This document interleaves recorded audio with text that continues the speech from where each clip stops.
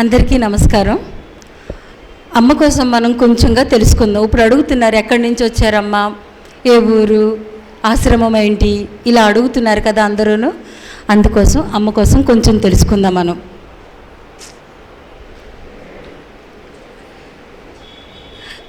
అందరికీ అర్థమయ్యే భాషలో చెప్పాలి అంటే, ఇక్కడ మన కాకినాడకు దగ్గరలో అచ్చంపేట జంక్షన్ ఉంది కదా, అక్కడి నుంచి కొప్పవరం అనే ఒక చిన్న గ్రామం ఉంది. అక్కడ అమ్మ ఆశ్రమం ఉంది. ఆశ్రమం పేరు ప్రణవాశ్రమం. ఇప్పుడు కొంచెం అమ్మ కోసం తెలుసుకుందాం మనం. పూజ్యశ్రీ స్వామిని సుమిత్రానంద సరస్వతి మాతాజీ గౌరవ పరిచయం. స్వామిని సుమిత్రానంద సరస్వతి మాతాజీని ఆమె శిష్యులు ప్రేమతో అమ్మ అని పిలుస్తారు. కాకినాడ ప్రణవాశ్రమం వెనక ఉండి నడిపించే ప్రేరణా శక్తి ఆమె. ప్రాచీన జ్ఞానమైన ఓంకార ధ్యానాన్ని భావితరాలకు అందించాలని లక్ష్యంతో అమ్మ ఈ ఆశ్రమాన్ని స్థాపించారు. గత 30 సంవత్సరాలుగా ఓంకార ధ్యాన బోధనకు అమ్మ తనను తాను అంకితం చేసుకున్నారు. ఈ ఓంకార ధ్యానం ఓంను ధ్యానంతో కలిపి చేసి ఏకైక ధ్యాన మార్గం. దీనివల్ల ఉపయోగం ఏంటి అంటే, ఒత్తిడి నివారణ, మెరుగైన ఆరోగ్యము, ఆధ్యాత్మిక సాధనకు, పర్యావరణ సేవ కొరకు ఆసక్తి చూపేవారికి ఓంకార ధ్యానం ఒక సాధనకు ఉపయోగపడుతుందని అమ్మ అభిప్రాయం. ప్రణవాశ్రమంలో అమ్మ బోధనల వల్ల అనేక మంది గుర్తించదగిన భౌతిక మానసిక మార్పును పొందారు. ఒత్తిడి నివారణ, మెరుగైన జీవన ప్రమాణం పొందగలిగారు. అసలు ఆశ్రమం కోసం మనం తెలుసుకుందాం. ఆశ్రమం ఎక్కడుంది, ఆశ్రమంలో జరిగేది ఏంటి, అసలు ఆశ్రమం ఎలా ఉంటుంది అనేది. ప్రణవాశ్రమం ఒక నూతన ఆధ్యాత్మిక శక్తి క్షేత్రం. ఈ ఆశ్రమం ఏర్పాటు చేయడానికి ముఖ్య ఉద్దేశం భావితరాలకు నిజమైన ఆధ్యాత్మికత,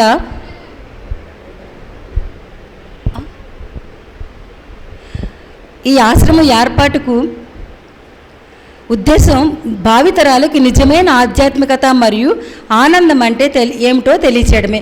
ప్రతి మనిషి ఏ శక్తితో అయితే జీవనం కొనసాగిస్తున్నాడో ఆ శక్తి యొక్క నిజమైన విలువ తెలియకుండానే మనం జీవితం సాగిస్తున్నాం.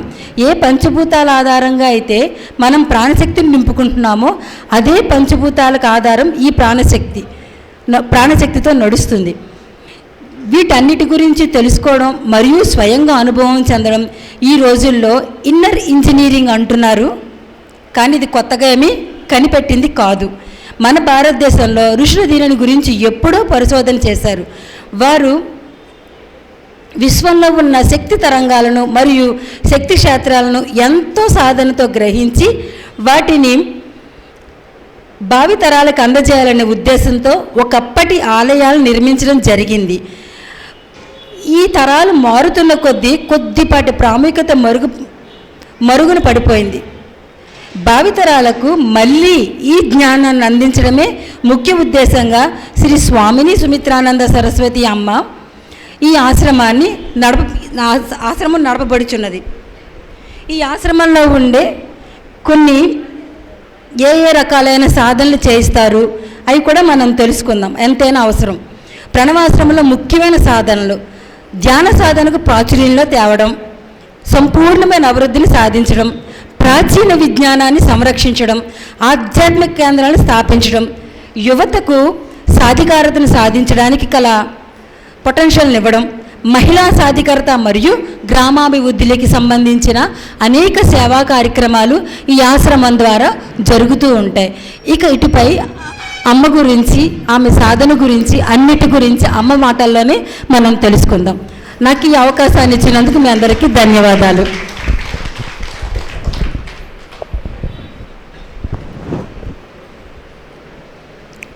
శృతి స్మృతి పురాణానాం ఆలయం కరుణాలయం నమామి భగవత్పాదశంకరం లోకశంకరం. శ్రీ గురుభ్యో నమః. మీ అందరి హృదయాల్లో ఉన్న పరమాత్మకు నా హృదయపూర్వక నమస్కారం. చాలా సంతోషము. అంటే పత్రిజీ గారు అంటేనే పిరమిడ్ అంటేనే ధ్యాన కేంద్రాలు. అయితే నేను ఎప్పుడు తలుచుకుంటాను ఏంటంటే, చాలా ఆయన మహాత్ముడు ఒకప్పుడు ధ్యానం అంటే ఎవరో సాధకులు చేసేవారు. ఆయన దాన్ని సామాన్యం చేసేసి ఇంటింటా ధ్యానము అనే ఒక స్లోగను. తర్వాత అంటే జనాలకి ఎవ్వరికీ కూడా నాన్ వెజిటేరియన్ లేకపోతే మొద్ద దిగలేని పరిస్థితికి వచ్చేసారు. అంటే రాక్షసాహారానికి అలవాటు పడిపోయిన ప్రజల్ని శాకాహారానికి తీసుకురావడం అంటే ఒక ఉద్యమం. ఆ ఉద్యమానికి భగవంతుడు అంటే ఈ ప్రతి యుగంలోనూ ఒక ప్రక్షాళనకి కొంతమందిని పంపిస్తూ ఉంటాడు. అటువంటి ప్రక్షాళన కొద్దిమంది మాత్రమే చేయగలుగుతారు. ఒక ఉద్యమకార్యుడి కింద, ఒక ఉద్యమకర్త కింద ఆయన చేసిన కృషి సామాన్యమైన విషయం కాదు. ఈరోజు ధ్యానం గురించి మేము చెప్పక్కర్లేదు, ఎవరికీ చెప్పాల్సిన అవసరం లేదు. అంత ఈజీగా ఆయన నడిపారు. ఆ ఒక్క అభిమానంతో నేను పిఎంసి వాళ్ళు పిలిస్తే నో అని ఎప్పుడూ అనలేదు. పిఎంసి ఛానల్లో, నా యూట్యూబ్లో ఛానల్లో నేను ఉంటాను కంప్లీట్గా. ప్రత్యేకంగా రవిశాస్త్రి గారితో 18 ఇంటర్వ్యూలు ఓన్లీ రవిశాస్త్రి గారితో. ఆ తర్వాత ఆనంద్ కుమార్ గారు, శృతి, వీళ్ళందరితోటి 40 ఇంటర్వ్యూలు ఎన్నో ఒట్టి పిఎంసిలో ఉంటాయి నావి. అంటే అది పత్రిజీ గారి మీద మాకున్న అభిమానం అంతే. అది ఆయన యొక్క కృషి. అలాంటి ఉద్యమాలు ఎవరు చేయలేమండి, అంతటి ఉద్యమాలు చేశారు. ఈరోజు నాకు ఇది 3వ క్లాసు, దీని తర్వాత ఇంకో 2 ఉన్నాయి. అయినా ఈ మధ్యలో ఇది ఎందుకు ఇరికించామంటే జయంత్ కారణం. జయంత్ అలుగుతాడు రాకపోతే ఇప్పుడు, ఒకటి పత్రిజీ గారు కారణం ఒకటి. సో ఈ రెండింటితోటి మీ దగ్గరికి రావడం జరిగింది. దామోదర్ గారి గురించి నేను విన్నాను కానీ చూడలేదు. నిన్న వచ్చి వెళ్ళిపోయాక ఈయన ఎక్కడో విన్నాను అనుకున్నాను, తర్వాత అర్థమైంది, అంతవరకు తెలియలేదు. పిఎంసిలో ఆయన గురించి చాలా విన్నాను నేను. చాలా సంతోషము. మీరు నేను ఈరోజు కలుసుకోవడం అనంటే ఇదంతా కూడా యూనివర్స్ ఒక ప్లాన్ ఉంటుందండి. యూనివర్స్ ప్లాన్ ద్వారానే అందరం కలుస్తాం, ఉట్టినే ఎవరం కలం కదా. అయితే నేను అడిగాను, ధ్యానం గురించే చెప్పమంటున్నారు. మీ అందరికీ ధ్యానం అంటే ఏంటో తెలుసు, మళ్ళీ నేను ప్రత్యేకంగా చెప్పాల్సిన అవసరం లేదు. అయితే ఆ ధ్యానం మీద పట్టు రావాలనంటే ఏం చేయాలి అది చెప్పమంటారా? ఎలా చేయాలనేది పత్రిజీ గారు నేర్పిస్తారు, మేమేం నేర్పక్కర్లేదు. ఎవరు నేర్పినా ఎలా చేసినా మొత్తం మీద ధ్యానం చేసే స్థితికి వచ్చారనంటే ఎంతో కొంత సాధనలోకి వచ్చినట్టు లెక్క. అంటే ఈ జర్నీలో స్పిరిచువల్ జర్నీ, సాధనా జర్నీ, 2 జర్నీలు ఉన్నాయి. స్పిరిచువల్ జర్నీలో చాలామంది ఆగిపోతారు, అందరూ సాధనా జర్నీకి రారండి. ఎందుకంటే స్పిరిచువల్ జర్నీలో అంటే తప్పనిసరిగా భగవంతుణ్ణి తెలుసుకోవడం. ఆ జర్నీ లౌకిక విషయాల నుంచి కొద్దిసేపు ఆధ్యాత్మికంలోకి జర్నీ చేయటం. సాధన అంటే అలా కాదు. సాధన ఏంటి అంటే నిన్ను నువ్వు తెలుసుకోవడం, నీతో నువ్వు ఉండడం, నీలో నువ్వు ఉండడం, జన్మరాహిత్యానికి వెళ్ళడం.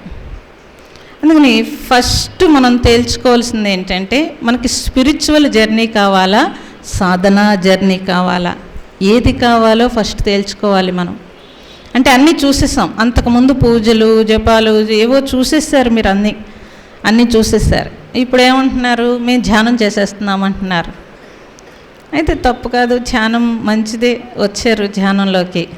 అయితే ఆ ధ్యానము ఎలా చేస్తున్నారు? ఎలా చేస్తామండి, శ్వాస మీద ధ్యాస పెట్టి చేసేస్తున్నామని చెప్తున్నారు. కానీ ఒకటి మాత్రం చెప్తానమ్మా,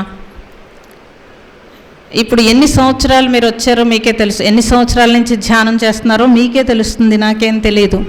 కానీ ఇన్ని సంవత్సరాల ధ్యానంలో ఏ రోజుకి ఆ రోజు హుషారుగా, ఉత్సాహంగా, కొత్తగా చేస్తున్నారా, నిన్న మొన్న ధ్యానంలో చేస్తున్నారా? చెప్పాలి మీరు. హుషారుగా చేస్తే నిద్రపోరు, హుషారుగా చేస్తే చాలా ఎలర్ట్గా చేస్తారు ఏమండి.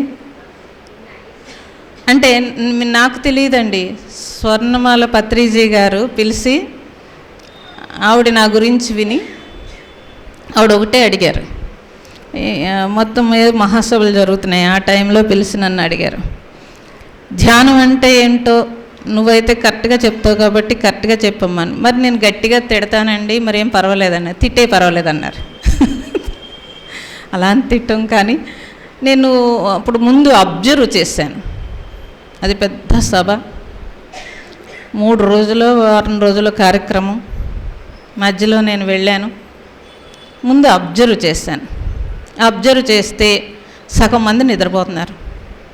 పొద్దునుంచి సాయంత్రం వరకు కాసేపు ధ్యానం, కాసేపు సత్సంగం ఏవో పెట్టారు, ప్రోగ్రాం పెట్టారండి. నాది ఎప్పుడో రాత్రికి. సో కాదు, మరి ఈ ఊరు నుంచి పొరుగురు వెళ్ళాలి, కొంచెం పెందరాడే వెళ్ళాం. ఆవిడని కూడా కలవడానికి మాట్లాడడానికి ఉంటుంది కాబట్టి వెళ్ళాం.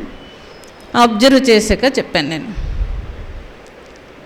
ఇప్పుడు కూడా నేను అదే చాలా చోట్ల అబ్జర్వ్ చేశాను. ధ్యానంలో ఎలర్ట్నెస్ లేకపోతే నిద్ర వస్తుంది. ఇది మీరు గమనించాలి, ఇది మీకోసమే చెప్తున్నాను. మహానుభావుడు ఆయన అంతమందికి ధ్యానం నేర్పించాడు, కానీ అక్కడి నుంచి మనం ముందుకు వెళ్ళడానికి మనమే ఎక్కువ కృషి చేయాలి. మీ తల్లిదండ్రులు మీకు ఏదో వంట నేర్పారనుకోండి, ఆ వంటని అలాగే ఉంచుతారా? దాన్ని డెవలప్ చేయరా? ఇంకా కొత్తగా డెవలప్ చేసుకుంటారు మీరు? లేకపోతే ఒక ఇల్లు ఇచ్చారనుకోండి, దాన్ని మోడర్న్ చేసుకుంటున్నారు, మీకు అనుగుణంగా మార్చుకుంటున్నారు, అని చేసుకుంటున్నారు కదమ్మా. నేను ధ్యానాన్ని మోడల్గా మార్చమని చెప్పట్లేదు, కానీ ఇంకొంచెం ముందుకు వెళ్ళాలంటే నేనేం చేయాలి? ఏ రోజుకి ఆ రోజు మనం భోజనం చేసేటప్పుడు నిన్న మొన్న కూర నచ్చట్లేదు, మనకు 5-6 రకాల కూరలు ఉంటాయి, బీరకాయ, వంకాయ, బెండకాయ. ఇప్పటికి మనకు ఒక 60 ఏళ్ళు 50 ఏళ్ళు వచ్చినా అన్నీ అవే తింటున్నా రోజు బోరు కొట్టట్లేదు. ఎందుకు బోరు కొట్టకుండా ఏది చేస్తే రుచిగా ఉంటుందని మీరు ప్రొద్దుటే ఆలోచించుకుని దాన్ని ఎలర్ట్గా వండుతున్నారు కాబట్టి బోరు కొట్టకుండా ఉంది. ధ్యానం దగ్గరికి వచ్చేటప్పుడు అలా కూర్చుంటారా? టైం అయిపోయిందని యాంత్రికంగా కూర్చుంటున్నారా? అలా కూర్చుంటున్నారా? ఈరోజు హుషారుగా ధ్యానం చేయాలి, ఎలా చేయాలి అని ఎప్పుడైనా ఆలోచించుకుని ఎంత ఎలర్ట్గా చేయాలి నేను కూర్చున్నారా? యథాలాపంగా కూర్చున్నారా? నిజం చెప్పాలి, అబద్ధం చెప్పకూడదు.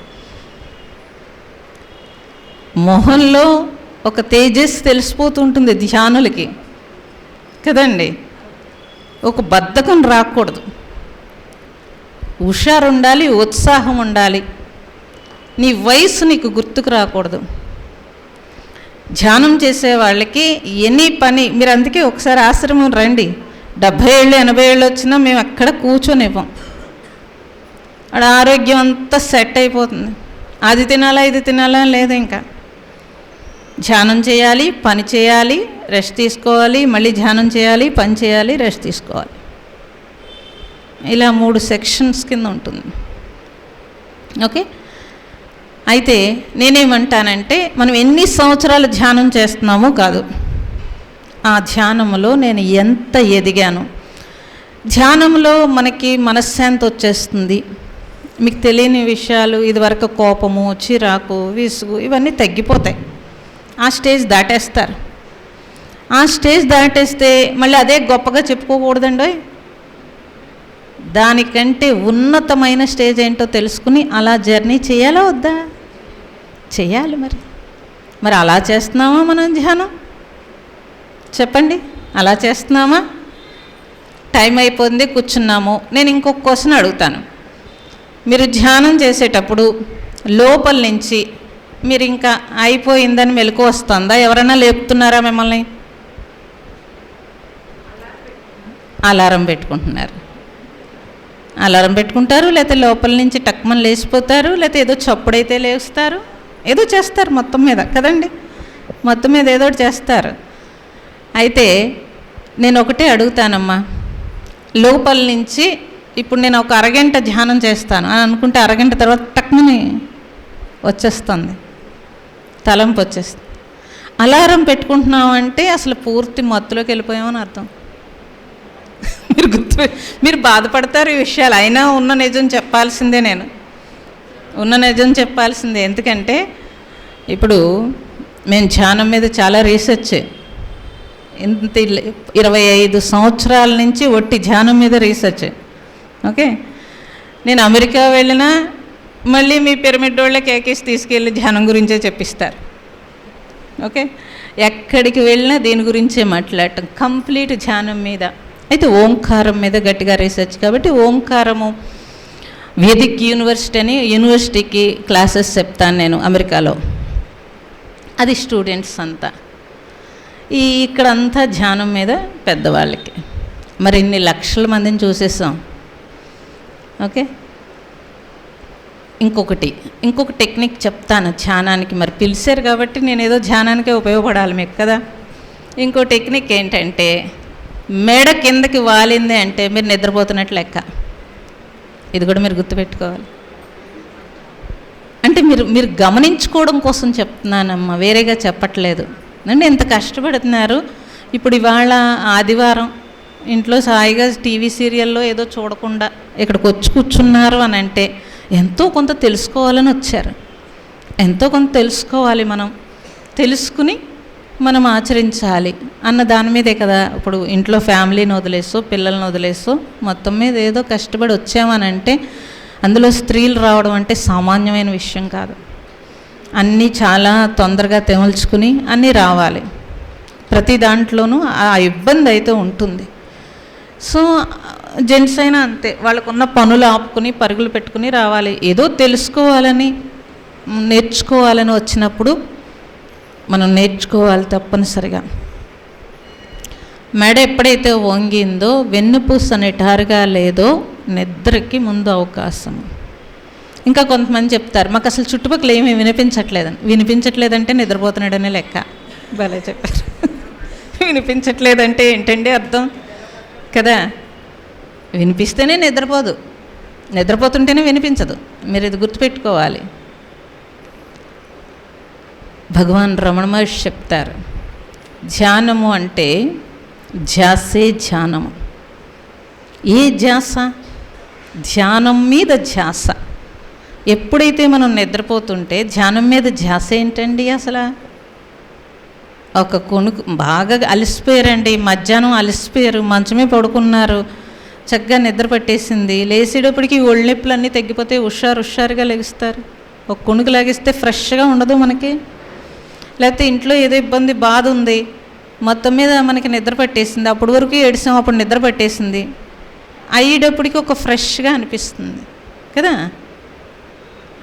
అలా ధ్యానం అనిపించకూడదు, అలా ధ్యానం అనిపించకూడదు. కొత్తలో అలా అనిపిస్తే అటు జర్నీ చేయటానికి అది ఉపయోగపడుతుంది. ఎప్పుడూ అలా అనిపించకూడదు. ఎప్పుడూ ఎలా ఉండాలి? ఇంకొంచెం ఎదగాలి, ఇంకొంచెం ఎదగాలి, ఇంకొంచెం ఎదగాలి. మరి ఎదుగుతున్నామా లేదా ఎలా తెలుస్తుందండి? ఎదుగుతున్నామా లేదా ఎలా తెలుస్తుంది? అదే నిన్ను నువ్వు చూసుకోమన్నారు. అందుకు నేను చెప్పాను, నిన్న మొన్న ధ్యానంలా లేకుండా ఈరోజు ధ్యానం ఎలా ఉంది ఇది మీరు అబ్జర్వ్ చేసుకోవాలి.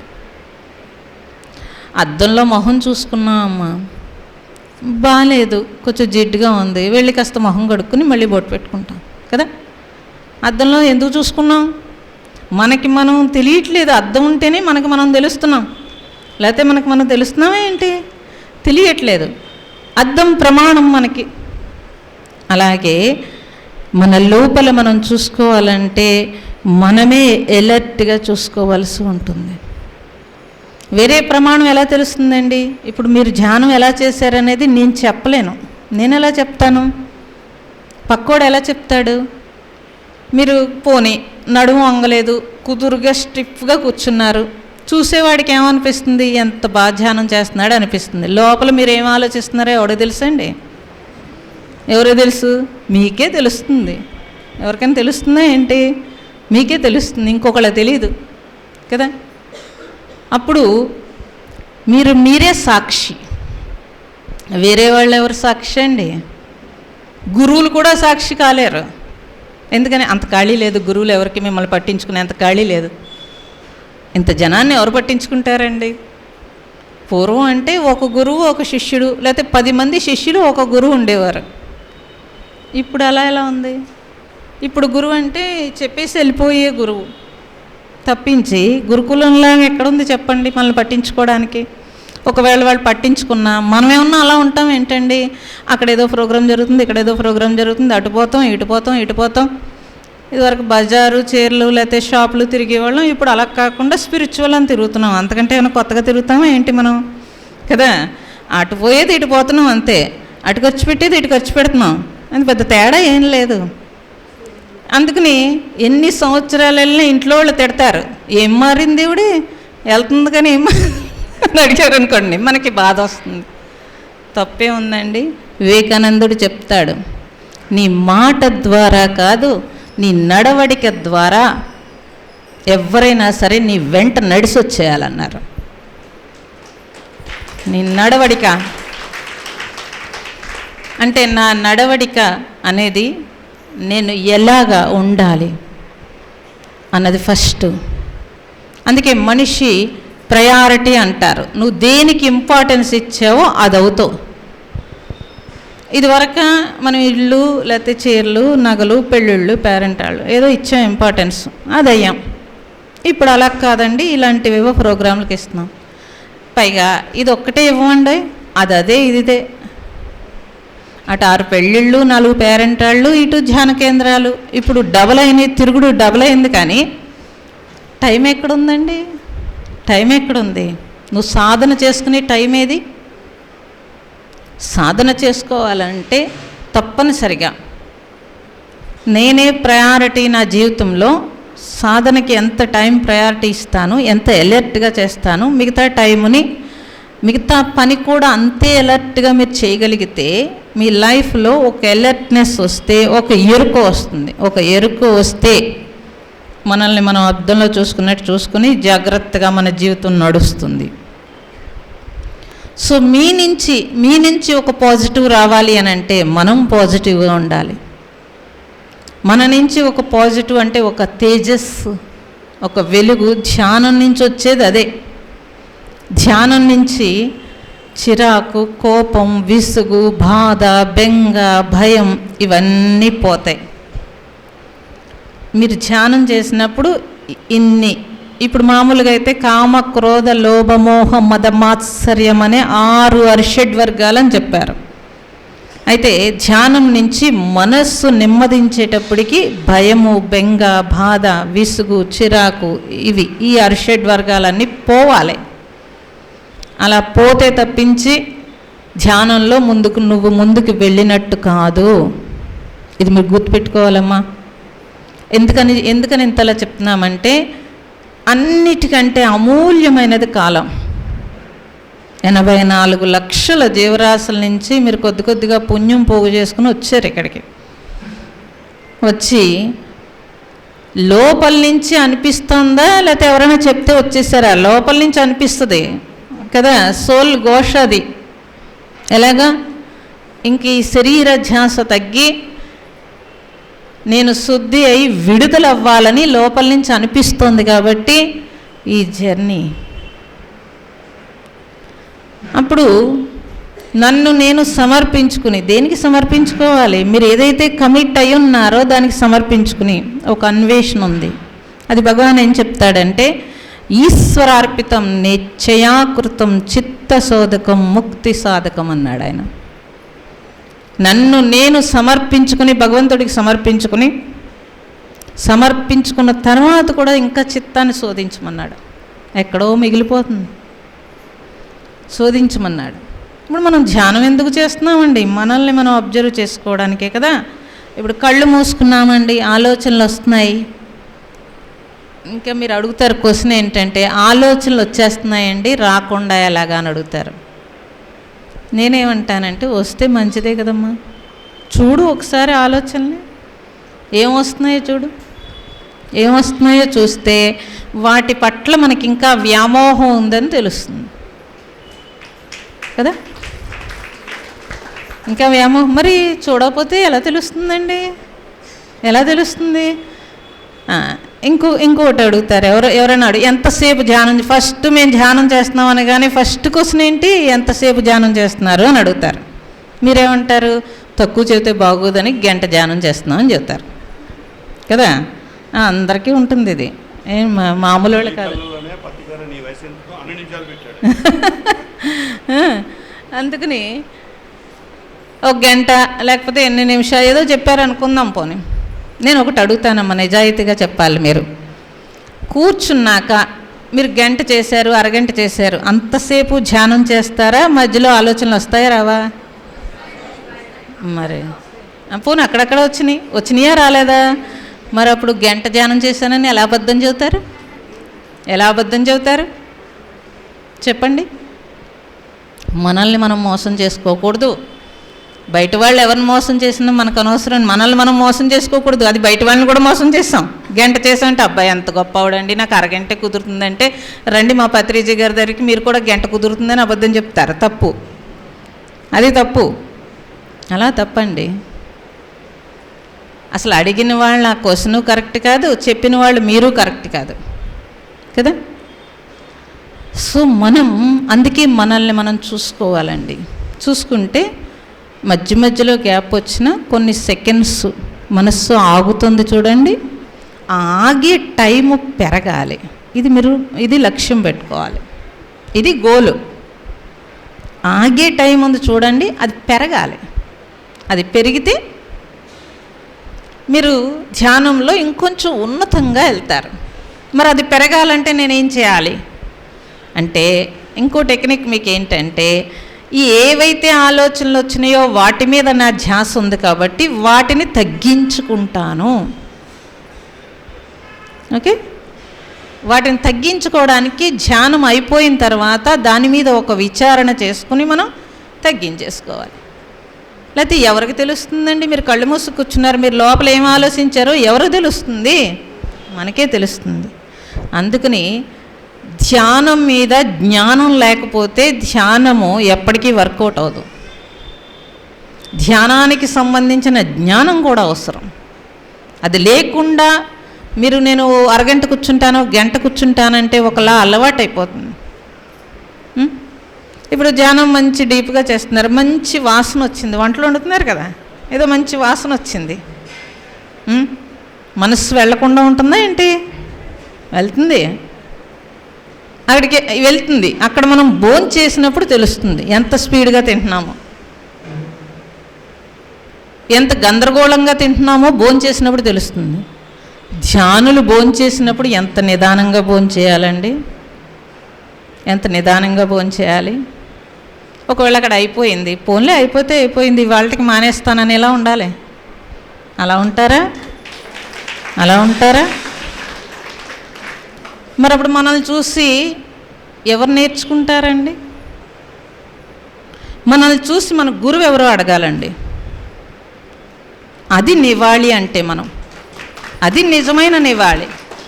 అలా కాకుండా మనల్ని చూసి ఎవడా గురువు అని చెప్పి వాళ్ళ గురించి చర్చించుకునేలా అలా ఉండకూడదు. మన బిహేవియర్ చూసి, మన నుంచి వచ్చే మంచి వైబ్రేషన్స్ చూసి, మన గురువుని మనం నివాళి అంటే నువ్వు దండేసి దండం పెట్టి కాదండి నివాళి. వాళ్ళు ఏదైతే కోరుకున్నారో, మన నుంచి ఏదైతే కోరుకున్నారో, ఏ మార్పు కోరుకున్నారో ఆ మార్పును మనం ఇవ్వడము నిజమైన నివాళి. అది ఇవ్వకుండా మనం రెస్పెక్ట్ ఏమి ఇస్తామండి? మనకి రెస్పెక్టే లేకపోతే మనకి సాధన ఎలా కుదురుతుంది? ఏదైతే నేర్చుకున్నామో అది ఎలా కుదురుతుంది చెప్పండి? ఇది సింపుల్ చిన్న విషయం, కానీ ఇది ఆచరిస్తే తప్పించి తెలియదు అసలు. కాబట్టి ఎన్ని రోజులు ధ్యానం చేసావు, నువ్వు ఎంతసేపు ధ్యానం చేసావు, ఎలా ధ్యానం చేసావు అన్నది ఎవ్వరికీ అవసరం లేదు. నువ్వు ఎంత నేర్చుకున్నావు, నిన్ను చూసి ఎంతమంది ధ్యానులయ్యారు. మళ్ళీ నువ్వు బలవంతంగా లాక్కురాకూడదు. లాక్కొస్తే ఎంతోసేపు ఉండడు వాడు. మన ఇంట్లో వాళ్ళ కానీ, మన చుట్టూ వాళ్ళ కానీ మన నుంచి ఒక తెలియని వైబ్రేషన్స్ వస్తాయి. అటువంటి స్థితి వాళ్ళకి హాయ్ అనిపించి, వాళ్ళకి ఏదైనా బాధ వచ్చినప్పుడు, ఏదైనా దుఃఖం వచ్చినప్పుడు మీ దగ్గరికి వచ్చేసి ఇలా ఉండాలి. అలాంటి స్థితి మనం తెచ్చుకుంటే మనము బాగుపడతాం, మన ఇంట్లో వాళ్ళు బాగుపడతారు, ఫస్ట్ మన ఇంటి వాతావరణం బాగుపడుతుంది, మన చుట్టూ ఉండే సొసైటీ బాగుపడుతుంది. అలా కాకుండా నీ సాధన అనంటే ఆ సాధన ఎన్ని సంవత్సరాలు చేసినా ముందు మనకే వర్కౌట్ అవుతుంది, మిగతా వాళ్ళ సంగతి పక్కన పెట్టండి. అందుకని ప్రతి నిమిషము నిన్ను నువ్వు అబ్జర్వ్ చేసుకోమని చెప్పారు. ప్రతి క్షణం, ఎవ్రీ మూమెంట్. ఎందుకని? మీ పుణ్యం అంటే మీ కాలం అండి. మీ పుణ్యం అంటే ఏంటి? మీ కాలం. నేను ఉంటేనే కదండి ఇవన్నీ చూసేది, నేను ఉంటేనే కదా మీ అందరినీ చూస్తున్నాను ఈ రోజునే. లేకపోతే మిమ్మల్ని అందరినీ చూడగలుగుతానా, ఈ రోజులా మాట్లాడగలుగుతానా? అంటే నా పుణ్యం ఏంటండి? నా కాలం. అలాంటి కాలాన్ని సద్వినియోగం చేసుకోవడానికి, ప్రపంచ వ్యామోహం వైపు నువ్వు వెళ్లకుండా ఉండడానికి కళ్ళు మూసుకుని ముందు నీ దగ్గరికి రమ్మని చెప్పారు. మరి మనం కళ్ళు మూసి మనల్ని మనం ఉద్ధరించుకోకపోతే ఇంకేం ఉద్ధరిస్తామండి? అందుకని ఉద్ధరే ఆత్మన్ అంటే నిన్ను నువ్వు, నీ ఆత్మని నువ్వే ఉద్ధరించుకోవాలి. అసూలు లోపల ఘోషిస్తోంది. ఏమని ఘోషిస్తోంది? ఇంకా ఈ శరీరం కాదు, ఇంకా ఉన్నతమైన స్థితికి వెళ్ళాలి అని ఏ జన్మలోనూ కుదరదు. ప్రతి జన్మలోనూ ప్రతి ప్రాణిని చూడండి, ఆహారం తీసుకుంటుంది, నిద్రపోతుంది, మైథునం చేస్తుంది, పిల్లల్ని కంటుంది, ఏ ప్రాణైనా సరే. మరి ఇన్ని జన్మల నుంచి వచ్చాం, వాటికంటే ఉన్నతమైన స్థితిలో మనం ఉన్నాం ఉండి, మరి మానవ జన్మ అంటే ఈ బట్టలు కట్టుకోవడానికో, సినిమాలు చూడడానికో, లేకపోతే ఏవో కొనుక్కోవడానికి ఏంటండి మానవ జన్మ అంటే? అన్ని జన్మల నుంచి అదే వాసనతో వచ్చాం. ఒక్క మానవ జన్మలో వాసన తొలగించుకుని, సంస్కారాన్ని శుద్ధి చేసుకుని, ఉత్తమంగా ఊర్ధ్వముఖానికి ప్రయాణం చేసే జన్మ ఇది. కాబట్టి అందుకని ఉత్తమమైన జన్మ మానవ జన్మ అన్నారు.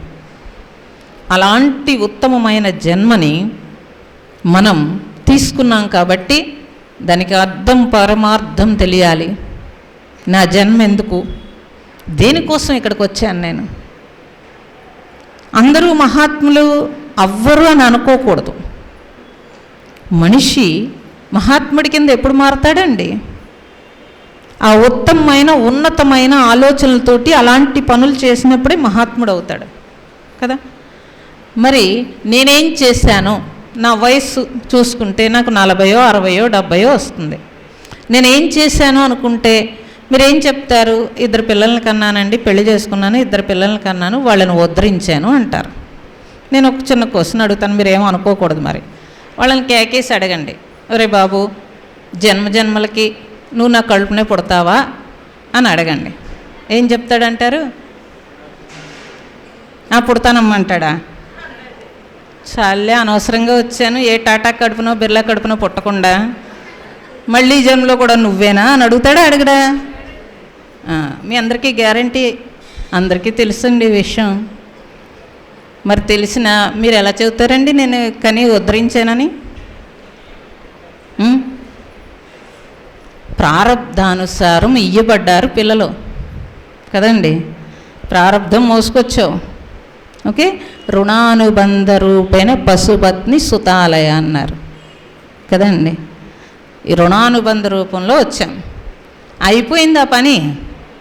మరి నువ్వు మనవలను పట్టుకుని మా పిల్లలు ఉద్యోగం చేస్తున్నారని నేను వండి పెట్టాలండి అని ఆ పనులు చేస్తూ కూర్చుంటే బంధం, రుణానుబంధం అయిపోయాక కూడా బంధం పట్టుకుని వెళ్ళాడుతున్నాడు. సూరు పట్టుకుని వెళ్ళాడటం అంటారు. గబ్బిలాలను చూసారా మీరు ఎప్పుడైనా? గబ్బిలాలను చూసారా? అవి అలాగే అల్లాడతాయి పాపం.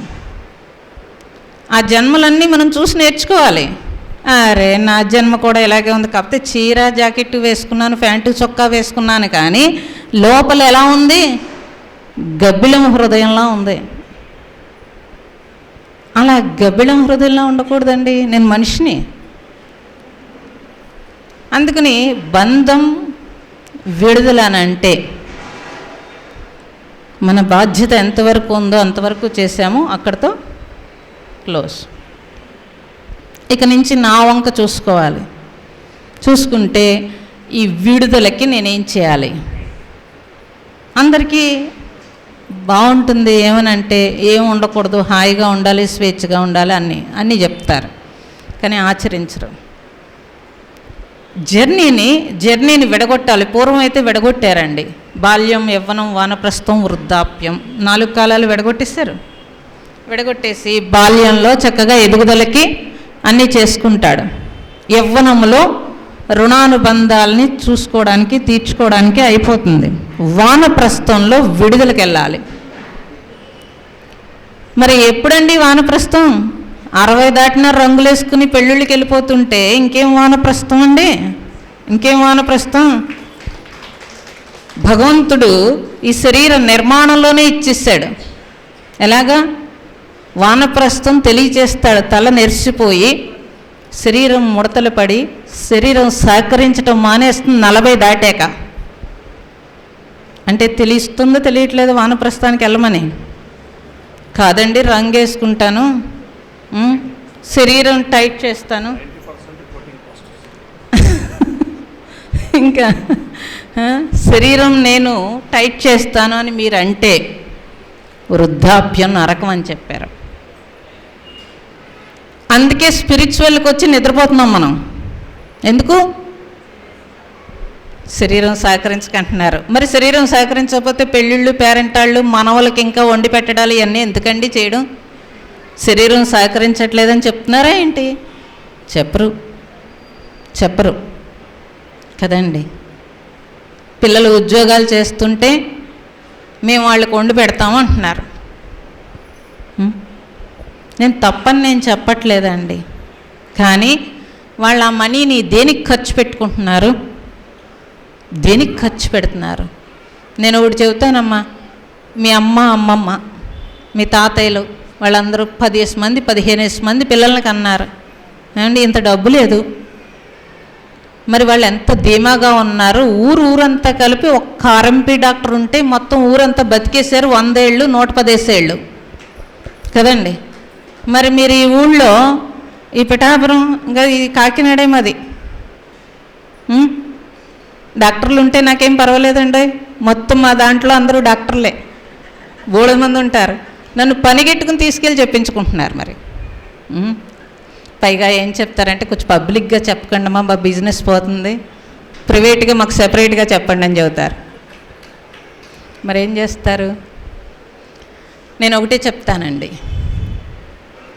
వాళ్ళెవ్వరూ కూడా చదువుకోలేదు. ప్రకృతి నియమానుసారం హ్యాపీగా జీవించారు, ధర్మాన్ని ఆచరించారు, దానికే ఆరోగ్యంగా ఉన్నారు. అంత పనులు చేసుకుంటూ రామాయణ భారతాలు చదువుకుంటూ నియతి ప్రకారం జీవించారు. ఇన్ని రకాల తిండి లేవండి బాబు, ఇన్ని రకాల తిండే లేదు అసలు. ఎంతో ఆరోగ్యంగా ఉన్నారు. మరి 10 మంది 15 మంది పిల్లల కంటే ఇప్పుడు మీరు మీ తల్లిదండ్రులు ఎదిరించగలరా? ఒక్క మాట సమాధానం చెప్పలేరు. ఇప్పుడు మీ పిల్లలు మిమ్మల్ని ఎదిరించకుండా ఉంటారా? తెలిసిపోతుంది మనకి. ఏమీ ఎదిరించక్కలేదు. నాకు తెలుసులే అన్నాడు అంటే నువ్వు పక్క పో అని అర్థం, అంతేనా? నాకు తెలుసు అని ఈ పిల్ల కూడా అంటుంది.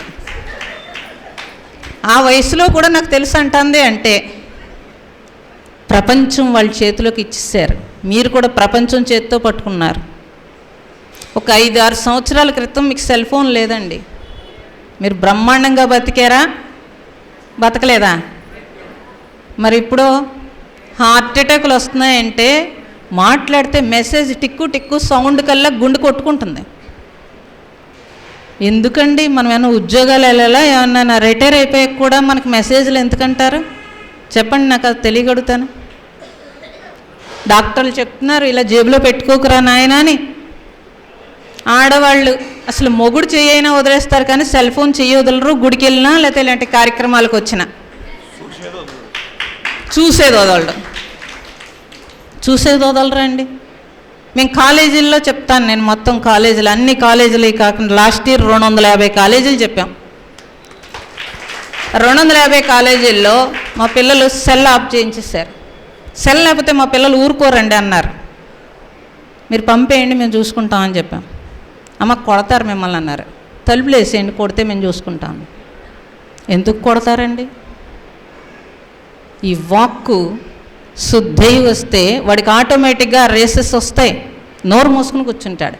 ఏమైందో తెలియక లెక్చరర్లు ప్రొఫెసర్లు వచ్చి తలుపు తీసి నేనున్నానో వాళ్ళున్నానో చూసుకుందామని వచ్చారు. అరే మా పిల్లలు ఎంత బుద్ధిగా మేమెప్పుడు చూడలేదు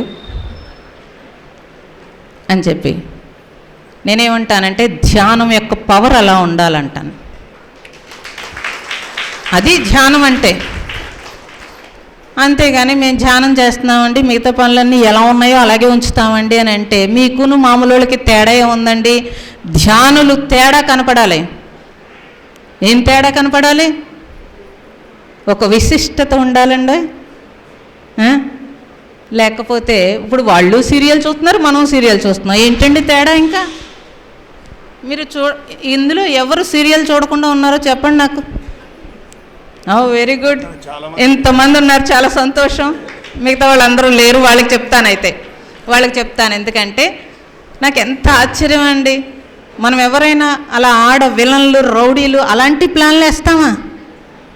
మరి అలాంటి ప్లాన్లతో ఆ సీరియళ్ళు అవి చూస్తున్నారంటే ఓ పక్క పత్రిజీ గారి ప్రోగ్రాము చూసేస్తారు, ఓ పక్క సీరియల్ చూసేస్తారు. అరే భక్తి రక్తి రెండూ కావాలంటే నువ్వేం ముందుకెళ్తావండి? మనల్ని చూసి ఏం నేర్చుకుంటారు ఎవరైనా? మనల్ని చూసి ఏం నేర్చుకోవాలి అసలు? అప్పుడు మనల్ని చూసి నీ గురువు ఎవరని ఎవడడుగుతాడండి? అసలు మనమే చెప్పేసుకుంటూ ఉంటాం, మా గురువు ఎవరో తెలుసా నీకు అని. నువ్వు చెప్పేసుకోకూడదు, వాళ్ళు అడిగేలా ఉండాలి, అడిగి మీ వెనక వచ్చేసి ఇలా ఉండాలి. అలాంటి స్థితిలో మనం ఉండగలగాలి. కాబట్టి మన పూర్వీకులు వాళ్ళు చూడండి, 10 మంది పిల్లలు 15 మంది పిల్లలు ఉన్నా వాళ్ళు ప్రశాంతంగా ఉన్నారు. ఎందుకని? వాడు కాళ్ళ దగ్గరికి ఏం అవర్చలేదు, విలువలతో కూడిన జీవితాన్ని అందించారు. డబ్బులు లేకపోయినా మనకు ఇప్పటికీ రెస్పెక్ట్ ఉంది మన తల్లిదండ్రులు అంటే. ఇప్పుడు పిల్లలకి మరి అన్నీ ఇస్తున్నారు, మీరు వాడికి ఏం కావాలంటే అది కాళ్ళ దగ్గరికి ఇస్తున్నారు. మీరు ఇప్పుడు ఇంతమంది పెద్దోళ్ళు వచ్చారు, వాళ్ళ పిల్లల్ని తీసుకురాగలిగారా ఇక్కడికి? బోరు. మరి బోర్ ఎందుకు వచ్చిందండి? బోర్ ఎలా వచ్చింది? మీ తల్లిదండ్రులు గుడికి తీసుకెళ్తే మీరు వెళ్ళారు, వాళ్ళు చెప్తే కూర్చోమంటే కూర్చున్నారు, వాళ్ళు ఏం చెప్తే చేశారు. ఈ రోజుకి ఆ రెస్పెక్ట్ ఉంది. మరి ఆ విలువలని మనమే పాడు చేస్తాం. 2 జనరేషన్లు అండి. బ్రిటిష్ వాళ్ళు వచ్చి సూటు బోటు వేసుకుంటే మన తల్లిదండ్రులు ఓహో ఈ సూటు బోటు నా పిల్లలు వేసుకోవాలంటే చదువుకోవాలనుకుని మిమ్మల్ని లెక్కలు ఫిజిక్స్లోకి లాక్కెళ్ళారు. ఆ తర్వాత మీరేం చేశారంటే ఇంకొంచెం డెవలప్ చేశారు. మొత్తమే సెల్ ఫోన్ చేతికొచ్చి ప్రపంచం ఒళ్ళోకి వచ్చాక మనుషులు మొత్తానికి పూర్వం తల పైకెత్తి తిరగమన్నారు, ఇప్పుడు తల దించుకునే తిరుగుతాడు, ఇంకా పైకెత్తే పరిస్థితి లేదు. స్పాండిలైటిస్ ఎందుకు వచ్చిందండి జనాలకి? చెవు దగ్గర ఫోన్ పెట్టుకుని మాట్లాడి ఎప్పుడు తలదించుకుని సెల్ ఫోన్ చూస్తుంటే స్పాండిలైటిస్ రాక మీకు తెలుసా ఇదివరకు అలా స్పాండిలైటిస్ ఎవరికైనా? మరి ఇంకేంటండి? ఇంకా అడుగుతారు చిత్రం, ధ్యానం చేస్తే షుగర్ తగ్గిపోతుందా, ధ్యానం చేస్తే బీపీ దానికోసం వచ్చావా? ధ్యానంకి సాధన కోసం వచ్చావా, దానికోసం వచ్చావా? షుగర్ ఏం చెప్తుంది? ఎక్కువైపోయిందిరా నాయన, కొంచెం తగ్గించు, ఎక్సర్సైజ్ తగ్గిపోయింది అని చెప్తోంది లోపల. శరీరం చెప్తోంది పాపం, అటు ఫుడ్ అన్నా ఎక్కువైపోయింది, ఇటు ఎక్సర్సైజ్ తక్కువైపోయింది నీకు అని శరీరం చెప్తోంది. బీపీ ఏం చెప్తోంది? ప్రెషర్ ఎక్కువైపోయింది, కొంచెం కూల్గా ఉండని చెప్తోంది. అభిమానేసి ఏమంటారు? డబ్బులన్నీ దానికే పోయాలి. శారీరక మానసిక ఆరోగ్యం 2 మన చేతుల్లో ఉన్నాయి, ఎవరి చేతుల్లో లేవు. మానసిక ఆరోగ్యమే శారీరక ఆరోగ్యం అని చెప్పారు. ముందు మానసిక ఆరోగ్యాన్ని తెలుసుకోవాలి. నేను న్యూట్రిషన్ చదువుకున్నాను. న్యూట్రిషన్ చదువుకుని నేను పాటించేదాన్ని కాదు, ఎవరైనా చెప్తే చిట్టి మీద రాసిచ్చేదాన్ని, సలహా ఇచ్చేదాన్ని. ధ్యానంలోకి వచ్చిన తర్వాత నాకు అర్థమైంది శారీరక ఆరోగ్యం గట్టిగా అప్పుడు పాటించడం మొదలుపెట్టాం. అప్పటికే సగం వయసు అయిపోయింది కదండి. ఆ నిగ్రహం అనేది తర్వాత తెలిసింది. మానసిక ఆరోగ్యం వస్తే కానీ నిగ్రహం కరెక్ట్గా ఉండదు. ధ్యానంలో డీప్కి వెళ్తే తప్పించి నిగ్రహం రాదండి. అంత ఈజీ ఏం కాదు. మాట్లాడుకుంటాం నిగ్రహం కోసం, ఆగలుగుతామా ఏంటి? ఆగాలేనంటే మీ సాధన కరెక్ట్గా ఉండాలి. అందుకే మిమ్మల్ని మీరు చూసుకోమని చెప్తున్నాను. నిన్న మొన్న ధ్యానంలో చేయకూడదు. ఈరోజు ధ్యానం ఈరోజు ఫ్రెష్గా చేయాలి. కాదండి నిన్న ఏదో కనిపించింది వినిపించింది. ఏంటండి కనిపించింది వినిపించింది?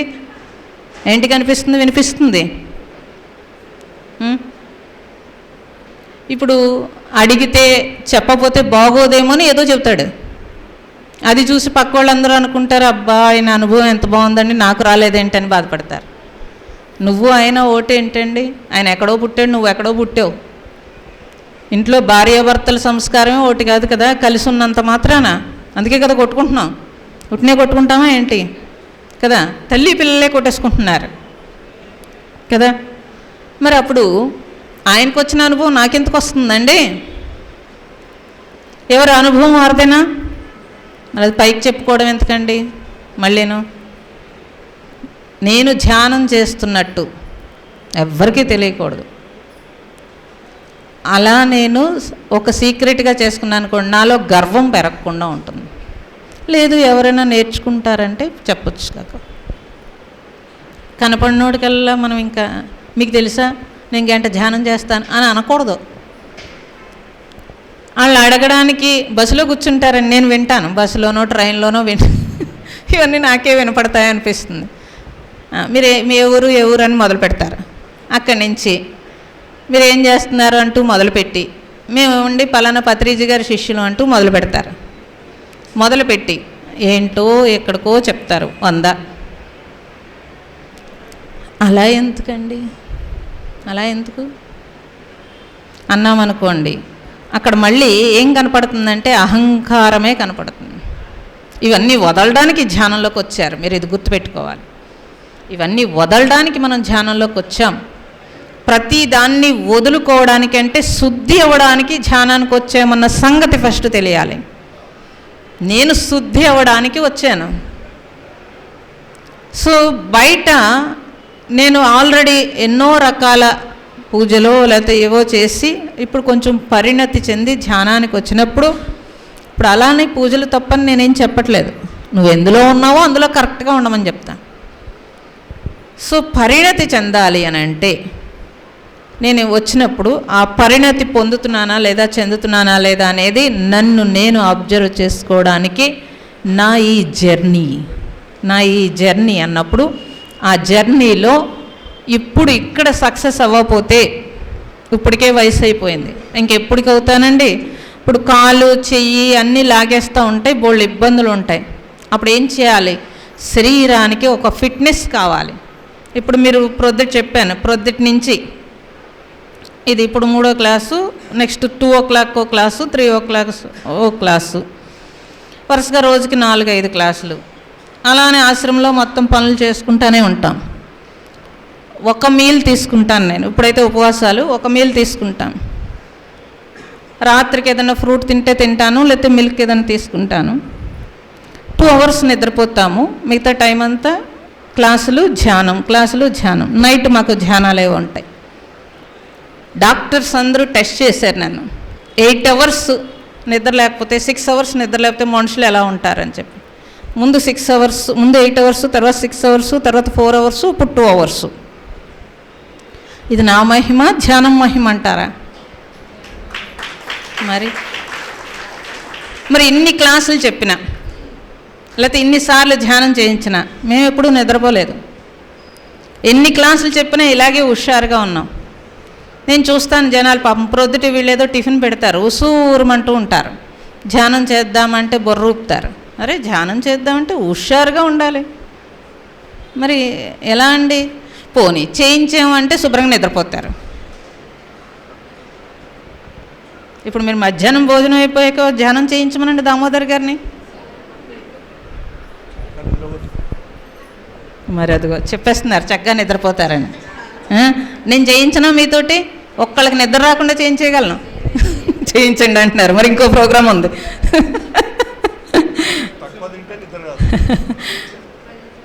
లేదండి. ఇప్పుడు ధ్యానం గురించే చెప్పమన్నారు నన్ను. ధ్యానం ప్రోగ్రాం లేదు, ఉంటే దాని గురించి చెప్పి అప్పుడు చేయిందను. ఇప్పుడు మీరు ఎలా బాగుపడాలో చెప్పడమే చెప్పారు కదా. అంటే నా ఉద్దేశం ఏంటంటే అక్కడికి వచ్చిన తర్వాత అడుగుతానండి, వాళ్ళకి ఏం కావాలో అదే చెప్తాను. ఇప్పుడు మీరు ఎవరో పిలిచి పురాణం చెప్పమన్నారనుకోండి, అదే చెప్తాను. ధ్యానం చెప్పమంటే ధ్యానం చెప్తాను, లేదా ఆత్మబోధ చెప్పమంటే అది చెప్తాను. ఇంకా డీప్ వేదాంతం చెప్పమంటే వేదాంతం చెప్తాను. ఏది చెప్పమంటే అది చెప్పడం మా డ్యూటీ. ఓకే, మరి ఇన్ని ఎలా వచ్చినాయి? నేను ఎప్పుడు పుస్తకం చదవలేదు. ఇన్ని ఎలా వచ్చినాయి అంటారు? ఆత్మస్థితిలో మనుషులు ఉన్నప్పుడు అనంతమంతా ఆత్మలోనే ఉంది, విడిగా లేదండి. విడిగా ఉన్నది మనస్సు, బుద్ధి, చిత్తం, ఇవన్నీ విడిగా. కానీ నువ్వు ఆత్మవా శరీరానివా? ఆత్మ అన్నప్పుడు మరి ఆత్మగా జీవించాలి కదండి. ఆత్మగా జీవించాలా జీవించొద్దా? తప్పనిసరిగా జీవించాలి. కాబట్టి మనిషి మన జన్మ, మానవ జన్మ అసలు ఎందుకు వచ్చాను, ఇక్కడ ఏం చేస్తున్నాను, తిరిగి ఎక్కడికి వెళ్తాను? ఎక్కడికి వెళ్తారమ్మా మీరందరూ ఎక్కడికి? పైకి ఎక్కడికి వెళ్తారండి? నక్షత్ర మండలానికి వెళ్తారని ఎవరు చెప్పారు? అంటే వెళ్ళిపోతామా ఇలాగే ఇంత స్థూలంగా ఉండి? స్థూలంగా అంటే శరీరం కాదండి, మన ఆలోచనలు ఎంత స్థూలంగా ఉన్నాయి. వెళ్ళిపోతామంటారా? మీరు చెప్పండి ఎలా వెళ్తారు? మేము కూడా వస్తాం అలాగా.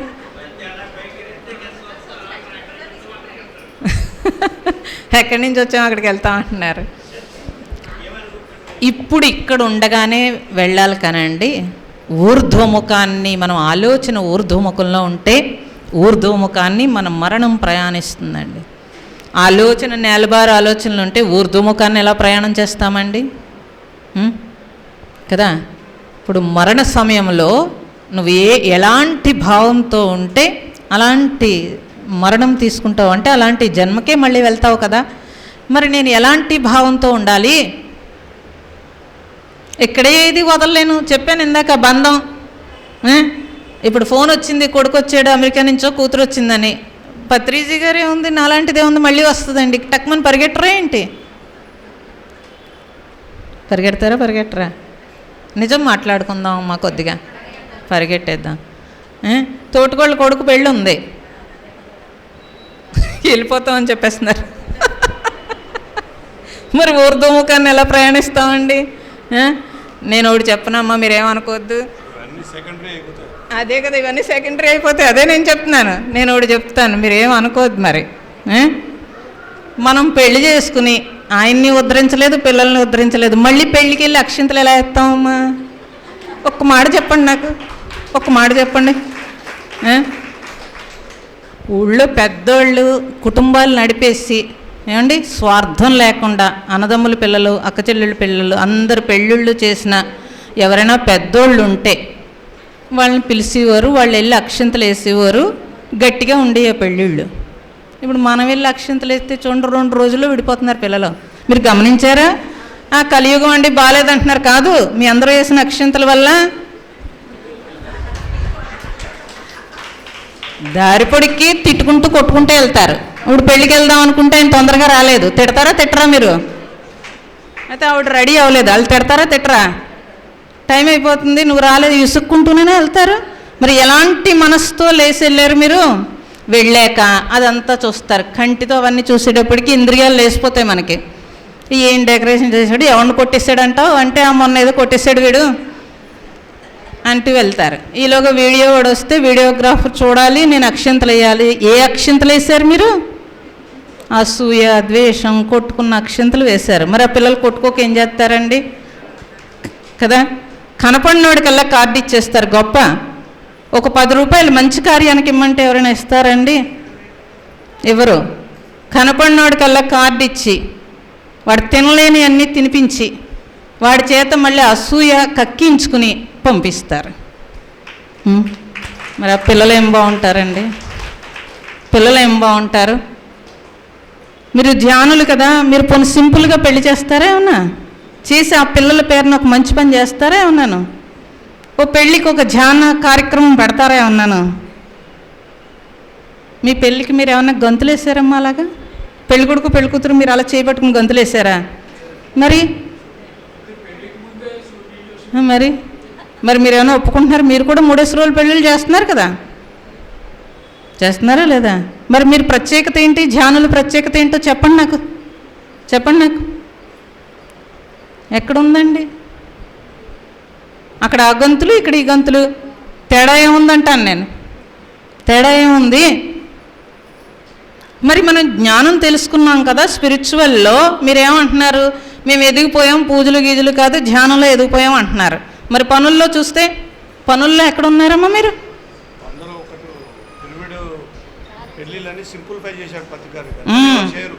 మరి ఎవరు చేయరంటే గురువు మీద గౌరవం లేదు.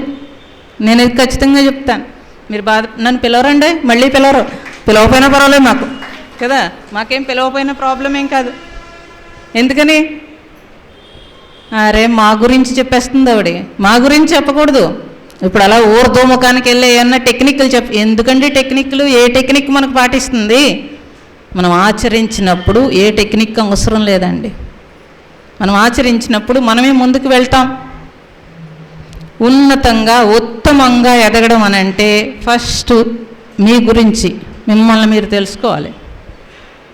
నన్ను నేను తెలుసుకున్నప్పుడు నా ఆలోచన, నా క్రియ, నా బుద్ధి, నా వాక్కు అన్నీ తెలుసుకుని దాన్ని ఫస్ట్ కంట్రోల్లోకి వచ్చేయాలి. వచ్చేస్తే ధ్యానం కుదరకపోవడం ఉండదు అసలు.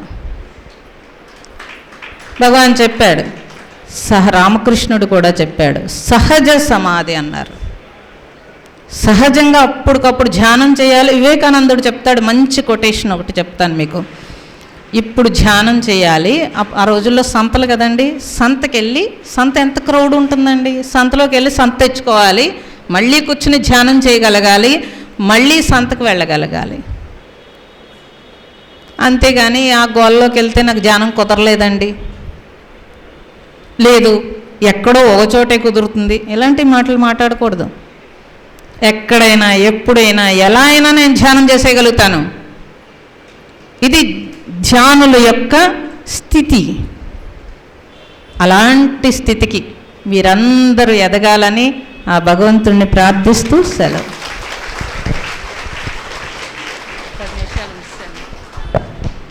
గట్టిగా చప్పట్లు కొడదాం. మేడం ఎప్పుడైనా ఎక్కడైనా ఏ పరిస్థితులైనా నా ధ్యానం నాకుంటుందని ఒక మాట అన్నది చూసావా?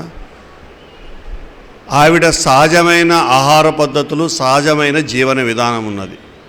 ఆ సహజమైన ఆవిడలాగా ఆహార పద్ధతులు, జీవన విధానం ఉంటే ఎవరికైనా ధ్యానం అలాగే ఉంటుంది. మూలం ఏదుందో అది సరి చేసింది ఆవిడ. మనం మూలాన్ని సరి చేయం. ఇంతకుముందు పెళ్లి గురించి చెప్పారు. పత్రి గారు గంట సేపట్లో పెళ్ళి అయిపోతుంది. పెళ్ళి ఆడంబరంగా అంటే ఆయన మహా చిరాకు. పెళ్ళి ఆడంబరం ఇంతేనా ఆయన? 5 ఉంటే అయిపోదా పెళ్ళి? సింపుల్గా గంట సేపట్ల దండలు మార్చుకొని ఒకరికొకరికి ఇష్టపడితే చాలు. కానీ 90% 99% ఎవరు ఆ పెళ్లి చేయరు. ఎమర్జెన్సీలు అప్పటికప్పుడు కొంతమంది చేయాలనుకున్న పెళ్ళిళ్ళు అలా జరుగుతాయి తప్ప కుటుంబపరం ఎవరు కూడా దానికి ఆమోదముద్ర అయ్యారు. కానీ నోరు తెరిస్తే పత్తి గారి గురించే మాట్లాడతారు. అదే విచిత్రం. చక్కగా చెప్పిందాడు, గురువు మీద నమ్మకం లేదు. నమ్మకం ఉంటే గురువు చెప్పిన సూత్రాన్ని పాటిస్తారు. గురువు చెప్పే మాటలకు చప్పట్లు కొట్టడం కాదు, ఆచరిస్తే అది కరెక్ట్. అది గురువు మీద గౌరవం ఉన్నట్టు. ఆవిడ ఒక 100 చెప్పింది ఈరోజు మేడం. మీరు ఆచరించడానికి, మీ జీవితాలు చేసుకోవడానికి, మీ పిల్లల జీవితాలు బాగుపడడానికి అది ఆచరిస్తే 100% ఫలితం వస్తుంది, నో డౌట్. అర్థమైందా? నిజంగా ఆవిడకు మనం గౌరవం ఇవ్వాలంటే ఆవిడ చెప్పింది కొన్నైనా ఆచరించండి. ఆచరిస్తారా? వినవల్ల దాన్ని గట్టిగా చెప్పండి ఆ మాట. అన్ని గోడ మీద పిల్లివాడమే మన లెక్కలన్నీ. అటన దూకొచ్చు, ఇటన దూకొచ్చు, అయిపోయింది. ఇన్ని రోజులు దూకాము కానీ గోడ మీద పిల్లివాటము ఇప్పుడు మటుకు చెల్లుబాటు కాదు. ఎక్కడో కౌరవుల వైపు ఉంటావా, పాండవుల వైపు ఉంటావా, ధర్మం వైపు ఉంటావా, అధర్మం వైపు ఉంటావా, అయిపోయింది. ఒక వైపేగా నేను గోడ మీద ఉంటా, ఇటుంటా, అటుంటా అంటే అయిపోయింది. ఆ కాలం చెల్లిపోయింది. ఆ కాలం ఇప్పుడు నడవది. అర్థమైందా? Thank you very much. ఎందుకంటే మనకి రేపు పత్రిగారి జన్మదినము రేపు కలుసుకోం కాబట్టి ఈరోజే వారి పేరు మీద చిన్న అది లేదు, కానీ మనకు అందరికీ తృప్తి కోసం కేక్ కటింగ్ లాగా చేసుకొని వారి జన్మదినం అమ్మగారి స్వాస్థాల మీద ఆ కార్యక్రమం చేద్దాం. అంటే మేమే ఇలా మీరు చప్పట్లు కొడితే చాలు, మీరు నిల్చొని చప్పట్ల మీ సమక్షంలో జరిగినట్లు లెక్క.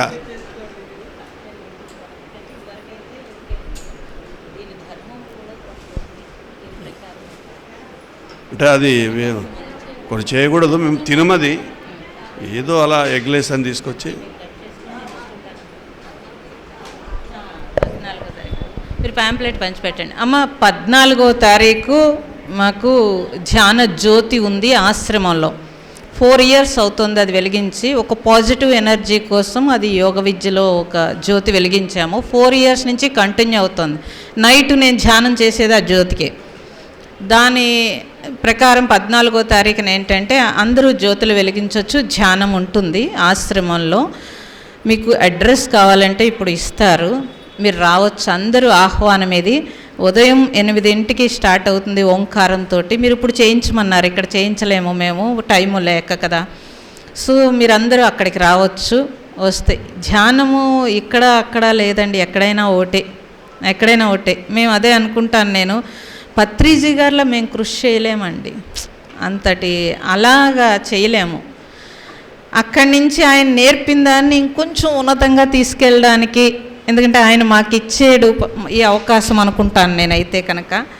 సో అలాగా మీరు ఎవరైనా సరే చక్కగా ధ్యానం చేసుకోవాలంటే రావచ్చు. 1 hour ధ్యానం ఉంటుంది. 1 hour ముందు ఓంకారంతో ఉంటుంది, తర్వాత ప్రోగ్రాం ఉంటుంది, మధ్యాహ్నం భోజనాలు అన్నీ ఉంటాయి. ఉదయం 8 నుంచి స్టార్ట్ అయిపోతుంది. అడ్రస్ అమ్మాయి కార్డు ఇస్తున్నారు, అడ్రస్ కోసమే కార్డు మీరు, కాబట్టి మీరు చక్కగా రావచ్చు. ఇదే మా ఆహ్వానం, వేరే ఆహ్వానం అనుకోకండి, ఇదే ఆహ్వానం. దగ్గరలోకి వచ్చాను కాబట్టి ఇది చెప్తున్నాను. ఓకే, మంచిది. దామోదర్ గారు వచ్చారు కాబట్టి చాలా సంతోషము. అంటే నేను విన్నాను వీరి గురించి, కానీ చూడలేదు. నిన్ను కూడా ఇంటికి వచ్చేటప్పటికి వారనుకోలేదు, మీరు వెళ్ళిన తర్వాత నాకు ఆ పిక్చర్ అలా గుర్తొచ్చింది. అంటే చాలా సంతోషము.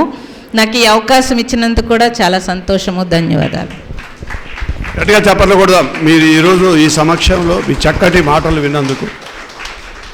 విన్నారు కదా, 14 తారీఖు నవంబర్ 14 రోజే కార్యక్రమము. ఇవాళ 10 రోజులు, ఇంకో 4 రోజులు 4వ రోజు. తప్పకుండా ఆ కార్యక్రమానికి అందుబాటులో ఉన్నాం, వెళ్దాం. అలాగే 11 తారీఖు నాడు వశిష్ఠ గౌతమి రేపు పత్రిగారి జన్మదిన సందర్భంగా ఆ గొప్ప శక్తి క్షేత్రము ప్రారంభోత్సవ కార్యక్రమం, దానికి చప్పట్లు కొడదాం. అలాగే డిసెంబర్ 21 నుంచి 31 వరకు ప్రపంచంలో ఉన్న ఆధ్యాత్మిక శాస్త్రవేత్తలందరూ ఒక వేదిక మీదుగా తీసుకొచ్చే గొప్ప కార్యక్రమం పత్రిజీ ధ్యాన మహాయాగం. గట్టిగా చప్పట్లతో ఆ కార్యక్రమానికి స్వాగతం పలుకుతూ రండి పైకి. కాశీ గారు,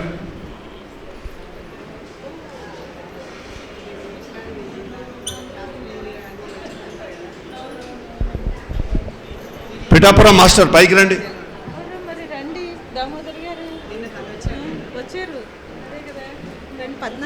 ప్రయత్నం లేదు మేడం, చాలా బిజీ షెడ్యూల్ ఉంది. చక్కగా పత్రిగారు రేపు వారి యొక్క జన్మదిన కార్యక్రమం, ఆ డేటు రేపు కవలట్లేదు కాబట్టి ఈరోజే అడ్వాన్స్ ఒక రోజు ముందే ఆ సంబరాలు జరుపుకుందామా? అయితే చెప్పండి కొట్టండి మరి.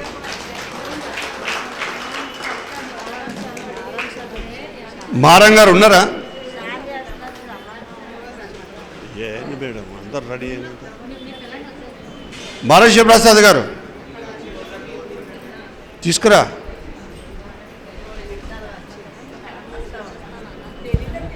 అరే మీరు అవన్నీ ముందుండాలా,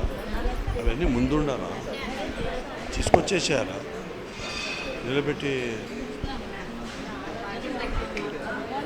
చెప్పిన మాటలన్నీ అర్థమయ్యాయి కదా? మేడం గారు చెప్పినవన్నీ అర్థమయ్యాయా లేదా? ఆచరిద్దామా? ఓకే. ఎందుకంటే ఎవరు ఏది చెప్పినా విన్నంత మాత్రం ఏం లాభం లేదు, ఆచరిస్తే ఫలితం వస్తుంది.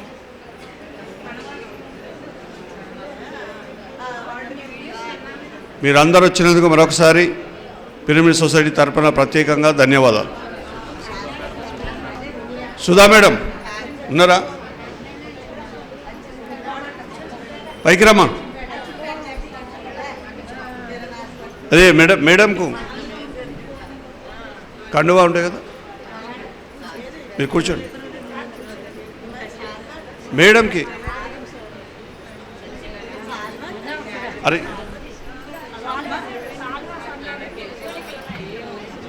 ఏదో మా చిరు సత్కారం.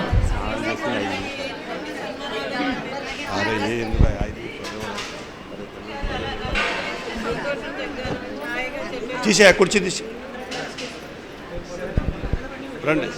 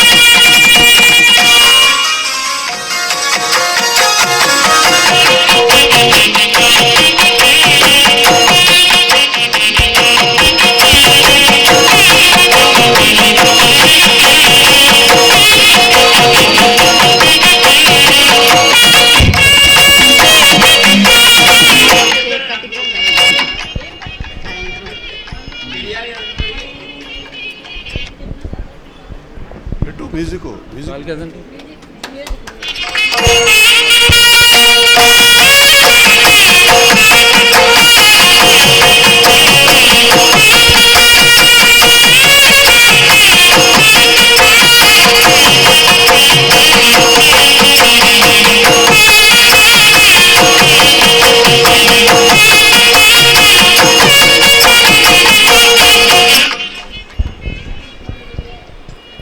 మాట్లాడమంటారు ఇంకా. చాలా సంతోషము ఈరోజు ఇలా కలవడము, అందరినీ కలవడం కూడా చాలా సంతోషము. అయితే నేను ఒకటే చెప్తానమ్మా, మీ కాలం వృధా చేసుకోకుండా మీరు మంచి అంటే ఎంతో అదృష్టవంతులం అయితే తప్పించి ఇలా ధ్యాన స్థితుల్లోకి రారు. అసలు వచ్చారు అని అంటే ఎంతో కొంత ఆల్రెడీ జన్మలో సాధన చేసి ఉన్నారు కాబట్టి రాగలిగారు, అయితే ఎలా రాగలుగుతారండి? అటువంటప్పుడు ఇంకొంచెం బాగా ఆ అదృష్టాన్ని మనం ఉపయోగించుకుని ఇంకొంచెం ముందుకు వెళితే అందరం కలిసి ఒక ధ్యాన సామ్రాజ్యాన్ని నిర్మాణం చేయాలని అందరం కలిసి చేయాలని నా ఆకాంక్ష. అలాగే అందరం కలిసి జీవిద్దాం. మంచిది, సంతోషం. కాశీ గారు అరే చెప్పు సందర్భంగా. ఓకే మాస్టర్స్, ప్రభావతి గారి అమ్మవారి అద్భుతమైన వాక్యాలను మనం విన్నాం. ఈ రోజు నుంచైనా మనం ధ్యానం అంటే ఎలా చెయ్యాలి, ధ్యానులు ఎలా ఉండాలి, మన ప్రవర్తనలే మన గురువుకి పేరు తెచ్చిపెడతాయని అమ్మ చెప్పారు. మన ప్రవర్తనలే మన గురువు యొక్క గొప్పతనాన్ని చూపిస్తాయని అమ్మ చెప్పారండి. చాలా అద్భుతమైన మాట చెప్పారు. జానులు అంటే జానుల్లాగే ఉండాలండి. ఇష్టం వచ్చినట్లుగా మాట్లాడేయడం. ఇందాక భోజనం గురించి చెప్పారు, కొంచెం అన్నం తగ్గితే ఏమైంది? జానుల యొక్క గొప్పతనం అప్పుడే తెలుస్తుందని అమ్మ చెప్పారు. ఓకే మేడం, చాలా అద్భుతమైన, చాలా చక్కటి విషయం గుర్తు చేశావు. భోజనాల దగ్గరికి వెళ్తారు, ఏ కరువు బట్టి ఉన్నామా, 10 నిమిషాలు ఆగలేరా? గుమ్మి కూడా దాని మీద ప్లేట్లు పెట్టేస్తారు. అది ఎక్కడ క్రమశిక్షణ ఉన్నట్టు, నువ్వు ధ్యానంలో వచ్చి ఏం తెలుసుకున్నట్టు? ఆవిడ చెప్పింది కరెక్టు. భోజనం తినే దగ్గర, భోజనశాల దగ్గర మన ధ్యానం సంగతి మొత్తం బయటపడిపోతుంది. తినేటప్పుడు ప్లేట్లో వడ్డించుకునేటప్పుడు ఒక ధ్యాని ఒక యోగికి ఉన్న డిఫరెన్స్ ఒక్కటే 1 నిమిషంలో గుర్తుపట్టవచ్చు. 5 నిమిషాలు తినే విధానం చూస్తే వాడు ఎంత సాధనలో ఉన్నాడో మొత్తం పట్టబయలైపోతుంది. అంత కథ జరుగుతుంది. వాడు చెప్పింది కరెక్టు. మనల్ని చూస్తే మనం ఏ గురువును ఫాలో అవుతున్నామో ఆ గురువు గొప్పతనం బయటపడుతుంది. అర్థమైందా? మనం చూస్తే అరే వీడిలాగా ఉండకూడదు అనుకోకూడదు, వీడిలాగా జీవించాలని అనిపించాలి. జీవిస్తే వాళ్ళలాగానే ఉండాలి అని అనిపించినట్టుగా నువ్వు అనిపించగలిగితే నువ్వు సాధనలో సరిగ్గా ఉన్నట్టు లెక్క. అర్థమైందా? ఊరికే సాధన చేశాము అన్ని రోజులు ఇన్ని గంటలు అది కాదు. ఏ మార్పు వచ్చింది, ఎంత మార్పుతో నువ్వు జీవిస్తున్నావు, ఎంతమందిని నిన్ను చూసి ధ్యానం వైపు ఆకర్షితులవుతున్నారు అనేది అక్కడ అసలు కథ. అది చక్కగా చెప్పారు వారు. అర్థమైందా? ఏదో గురువు చెప్పాడు విన్నాము, చపాటు కొట్టాము, రోజు ప్రోగ్రాం పోతూ ఉన్నాము. ఏం మారింది? 20 ఏళ్ళ నుంచినో ఏం మారింది? నిన్ను చూసి ఒక్క వ్యక్తి మారలేదంటే నువ్వేం మారనట్టే. పత్తిగారు ఒక్క మాట చెప్పాడు నాకు. మనం ఈ జన్మలోకి వచ్చినప్పుడు ఈ జన్మలో ఏమి సాధించామో, ఎంత దూరం ఏమేమి తెలుసుకున్నామో, అది ఏ రంగంలో అయినా కావచ్చు, నీలాగా ఒక వ్యక్తిని నువ్వు తయారు చేస్తే నీ వచ్చిన జన్మ పర్పస్ అయిపోయినట్టే అన్నాడు ఆయన. లక్షల మంది అనలే, ఒక్క వ్యక్తి గురించి ప్రస్తావించాడు. నా గురించి కాదు, ఆగు. అందుగురించి ఈరోజు నుంచి అయినా సాధన మీద సరిగ్గా అరే క్వాంటిటీ గంటలు కాదు, బెస్ట్ క్వాలిటీ ధ్యానం ఉండాలి, గుర్తుపెట్టు. అర్థమైందా? మహారాష్ట్ర భాష గట్టిగా చెప్పలు కొడదాం. మా ట్రస్ట్లో ఎనలేని సేవలు అందిస్తూ సీనియర్ మోస్ట్ మాస్టర్ విశేషంగా సేవలు అందిస్తూ ఎన్నో వర్క్షాప్స్ ప్రోగ్రామ్స్లో పాల్గొంటూ ఈరోజు ఇక్కడికి రావడం థ్యాంక్ యూ సార్. ఈరోజు ఇప్పటివరకు ప్రభావతి అమ్మగారు చక్కటి ప్రవచనం అయింది. మరి మీకోసం వెయిటింగ్. పత్తి గారు రేపు జన్మదినం కాబట్టి ఈరోజే వారి యొక్క సంబరాలకి ఈరోజు ఇక్కడి నుంచి మొదలు పెడుతున్నాం ఆ కార్యక్రమం. అందరికీ ఆత్మ ప్రణామాలు. దత్తాత్రేయుల వారి మొదటి అవతారమైన శ్రీపాద శ్రీవల్లభుడి జన్మక్షేత్రమైన పుణ్యభూమిలో పిరమిడ్ స్పిరిచువల్ సొసైటీస్ మూవ్మెంట్ యొక్క 2 రోజుల మినీ ధ్యాన యజ్ఞం, ధ్యాన మహాయాగం ఈ 2వ రోజు పరమాద్భుతంగా ఈ వాసవి క్షేత్రంలో జరుపుకోబడుతుంది. శ్రీపాదుల వారి చెల్లెలు వాసవిదేవి ఎంత కరెక్ట్గా కనెక్ట్ అవుతుందో చూడండి. మరి ఈరోజు పత్రిజీ వారి జన్మదిన సెలబ్రేషన్ మనం చేసుకోవడం ఎంతైనా ముదావహం. ఈ సందర్భంలో నేను ఇక్కడ రాగలగడం, మరి నేను దత్తం పరంపరలో జన్మించిన వాడిని ఈరోజు ఇక్కడ ప్రవచనం చెప్పడం అనేది ఒక గొప్ప మహాభాగ్యంగా భావిస్తూ శ్రీపాద శ్రీవల్లభ దివ్య చరితామృతాన్ని మా టీంతో నా మేనేజ్మెంట్లో ఒక గొప్ప 250 ఎపిసోడ్ల వెబ్ సిరీస్ మేము డిసెంబర్ 14వ తారీఖు స్టార్ట్ చేస్తున్నాం. వారి యొక్క దివ్యలీలా వైభవాన్ని ఈ ప్రపంచానికి పలు భాషల్లో విరివిగా ప్రదర్శించాలని, వారి గురించి ప్రపంచమంతా తెలియాలని ఒక అద్భుతమైన సంకల్పంతో ఈ కార్యక్రమం మొదలు పెడుతున్నాం.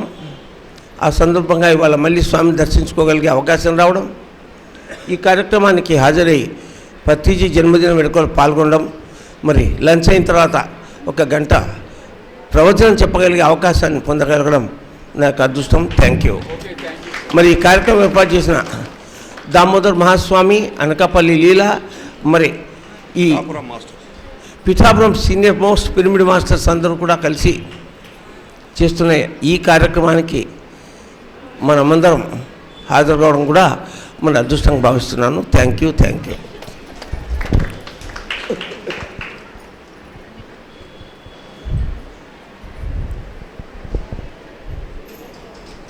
రండి, చేయబట్టుకోండి అందరు. లేదా ఆమె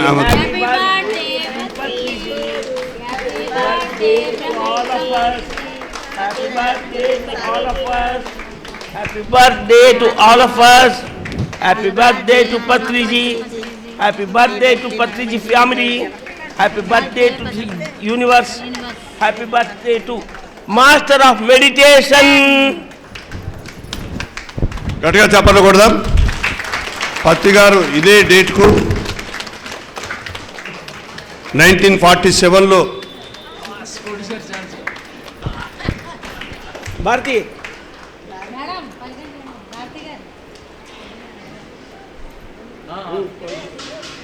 ఈ భూమి మీద అవతరించిన రోజు 1947.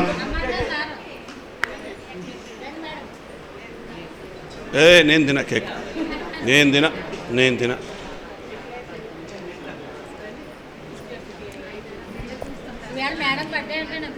Happy birthday. ఏం పేరు అన్నావు? 1966 10వ తారీఖు 10వ నెలనంట. ఈరోజు వారేవా బడే కుదిరిందే నీది డేటు.